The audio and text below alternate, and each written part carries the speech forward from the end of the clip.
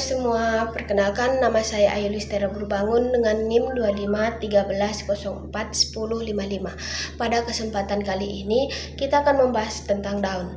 Daun merupakan salah satu bagian yang sangat penting. Hampir setiap tumbuhan memiliki daun yang jumlahnya banyak. Dan daun berperan utama dalam proses fotosintesis, yaitu tempat tumbuhan membuat makanannya sendiri. Sekarang, mari kita lihat bagian-bagian daun. Daun yang lengkap memiliki 3 bagian utama, yaitu upih daun atau pelepah daun, disebut juga vagina, yang berfungsi untuk melindungi batang semu. Tangkai daun atau petiolus yang menghubungkan daun dengan batang. Helaian daun atau lamina, yaitu bagian yang lebar dan berwarna hijau atau tempat terjadinya fotosintesis. Namun tidak semua daun lengkap. Ada juga daun tidak lengkap, misalnya daun bertangkai, daun berupih, daun duduk, daun yang memeluk batang, atau daun dengan helaian semu. Selanjutnya kita masuk ke bentuk umum daun atau circumscriptio. Bentuk daun dapat dibedakan berdasarkan bagian yang paling lebar. Jika bagian yang terlebar berada di tengah helaian daun, contohnya bulat atau bundar seperti pada daun talas, bangun perisai, atau peltatus, tangkai daunnya menempel di tengah helaian. Jorong seperti pada daun nangka. Memanjang atau oblongus, misalnya kita dapat di daun serikaya.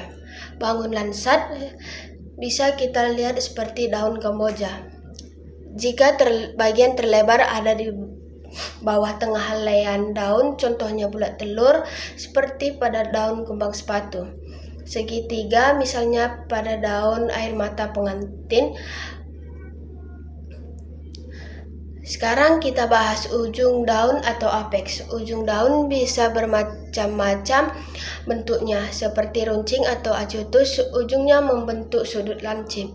Meruncing atau acuminatus lebih tajam daripada runcing. Tumpul atau obtusus, bagian ujungnya melebar dan membulat. Berikutnya ada pangkal daun atau basis, yaitu bagian daun yang menempel pada tangkai.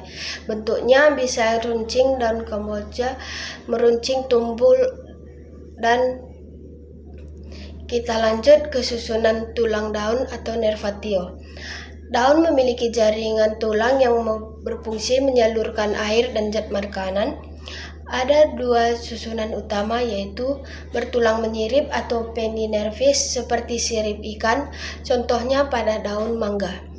Bertulang menjari atau palma nervis, tulangnya menyebar dan pangkal seperti jari tangan, contohnya pada daun singkong atau pepaya. Selanjutnya tepi daun atau margo. Ada daun dengan tepi rata integer seperti daun nangka. Ada juga yang bergerigi seperti pada daun lantana. Sekarang kita bahas jenis daun berdasarkan helaian daun, yaitu daun tunggal dan daun majemuk. Nah, daun majemuk sendiri terbagi menjadi beberapa jenis. Daun majemuk folium compositum. Daun majemuk adalah daun yang memiliki banyak anak daun pada satu tangkai utama. Jadi pada daun tangkai terdapat lebih dari satu helaian daun kecil yang disebut anak daun, contohnya seperti daun kelor, daun palem, dan belimbing hulu. Daun majemuk ini dibagi menjadi beberapa jenis, diantaranya adalah daun menyirip atau pinnatus. Anak daun tersusun di kanan dan di kiri ibu tangkai seperti sirip ikan, contohnya mawar dan daun lantoro. Daun majemuk menjari palmatus, anak daunnya tersusun memancar dari satu titik seperti jari-jari tangan, contohnya daun singkong dan daun pepaya. Daun majemuk ganda atau bipinnatus atau tripinnatus, artinya anak-anak daun masih bercabang lagi menjadi anak daun yang lebih kecil, contohnya daun petai. Pertama, daun tunggal atau Pholium simplex. Daun tunggal adalah daun yang hanya memiliki satu helaian daun.